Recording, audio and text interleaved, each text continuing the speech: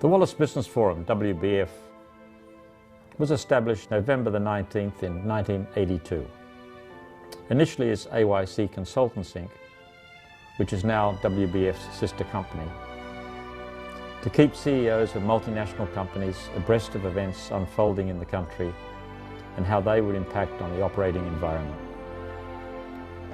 This was the period when the economy was already feeling the stresses of badly run, heavily indebted, state-sponsored monopolies and crony corporations. This was also the period when Filipinos were beginning to challenge the Marcos dictatorship, and in less than a year, the homecoming opposition leader, Benigno Aquino, was assassinated on the tarmac of the airport that now bears his name. A terrible event. 2 months later, the Philippine government declared a unilateral moratorium on foreign debt payments, sending the economy into crisis. Consequently, credit lines were cut off, and during the 2 years that followed, the country suffered its worst economic crisis since World War II. It was a bad time. It was also the beginning and the end of Marcos rule, as the EDSA revolution in February 1986 eventually forced the strongman to flee the country.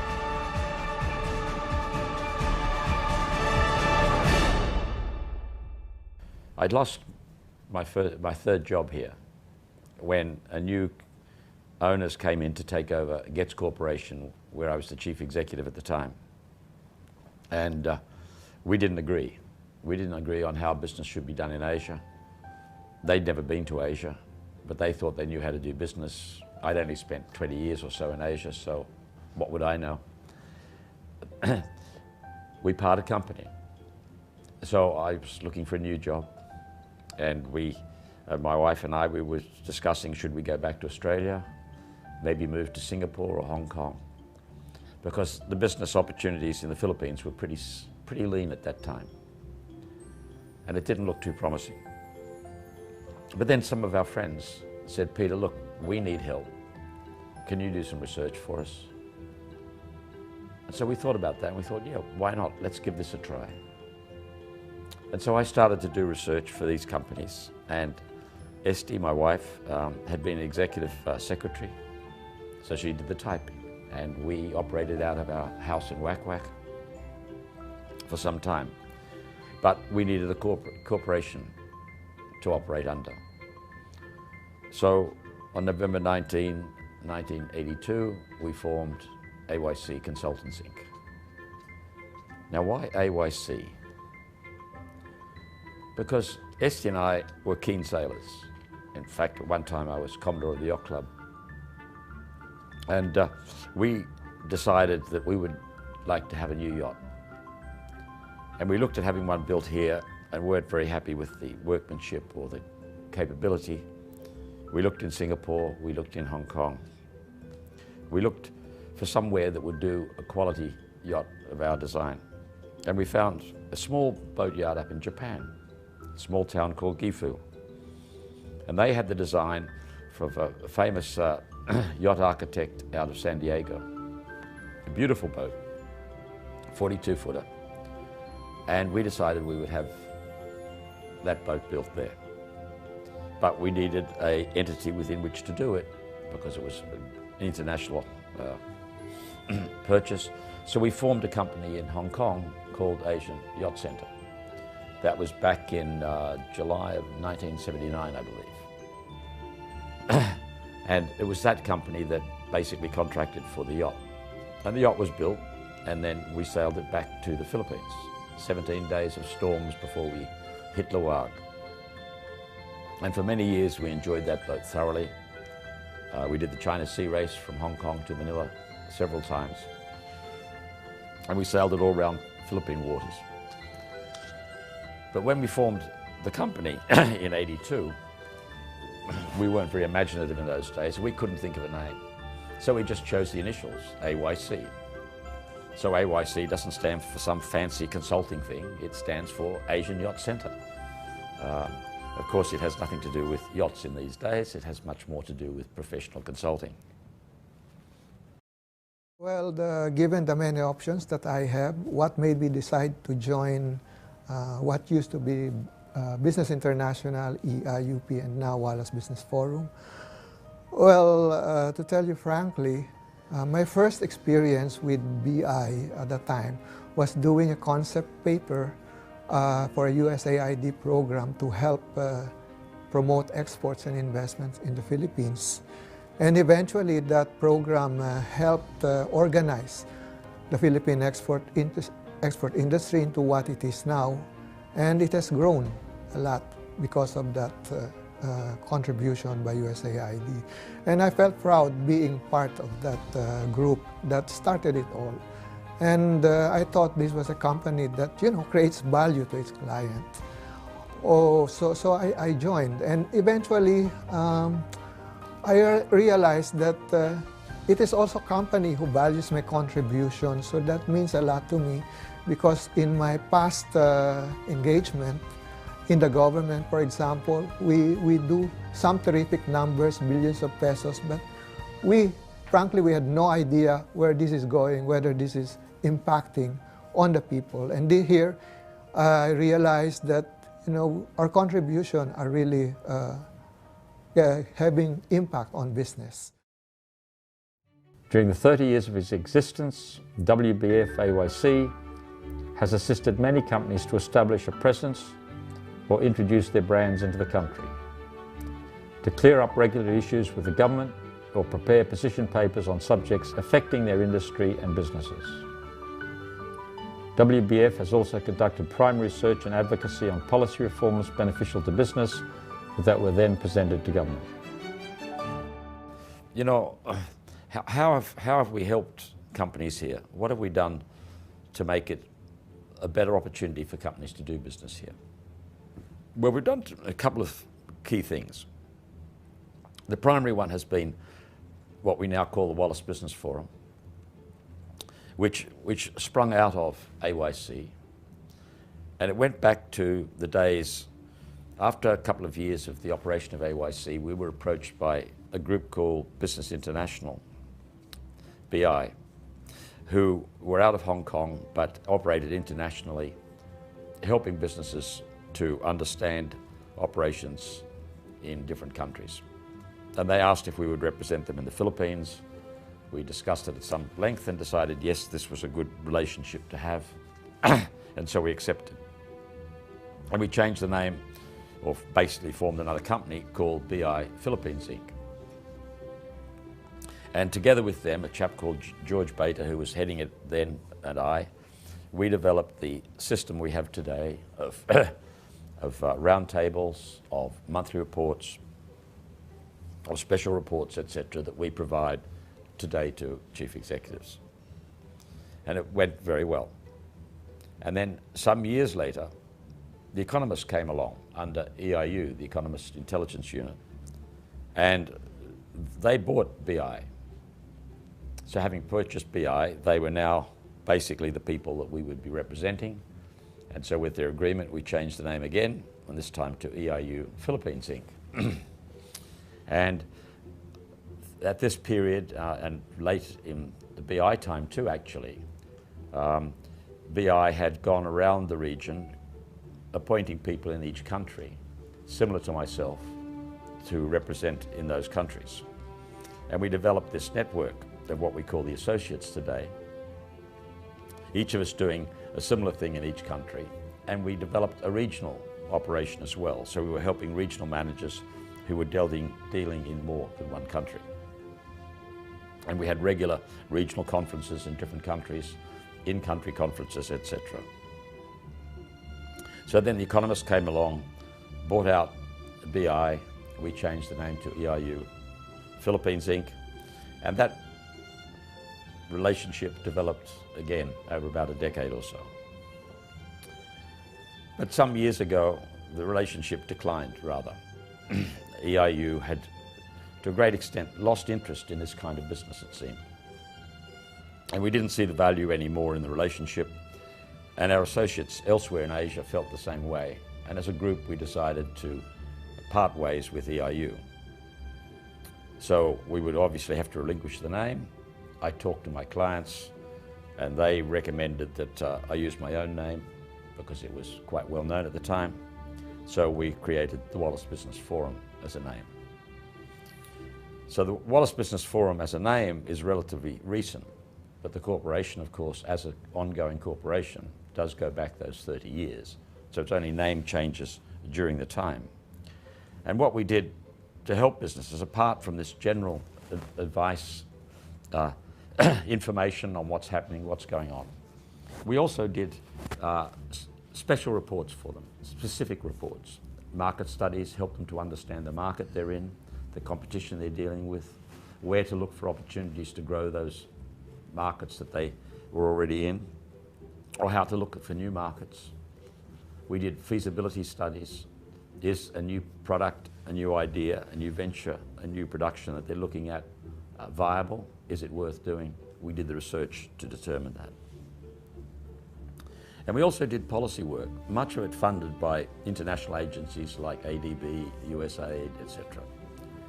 And these, in the times of much change in the Philippines, were an important input into the governments who were learning themselves on what to do and where to go. And so we did a number of, what I would call policy studies that looked at how to improve the business lot in the Philippines in different specific areas, whether it was infrastructure or on the fiscal side or on the international marketing side. We did, a couple of dozen, I guess, different projects of this kind. So in these ways we were able to help, I think, bring the Philippine economy, business relationship with government to a much closer understanding. I mean, obviously, many other people doing the same thing, but I think that we had some influence in being successful at getting a better deal for business and a greater stability out of government. There's still an awful long way to go, and so we've got many more years that we're going to have to try and continue to do that. The reason I decided to join Wallace Business Forum years ago was because as a foreign CEO here running a business in the Philippines, a country with a different culture, different political and economic environment to what I was used to, I really needed insights and connections into that environment, which would help me in my decision making and to ensure the success and longevity of my own business interests here. Wallace Business Forum was the organisation that clearly stood out as being able to best deliver that information and those insights. Peter Wallace has been in the Philippines for approaching 40 years. Wallace Business Forum has been operating for 30.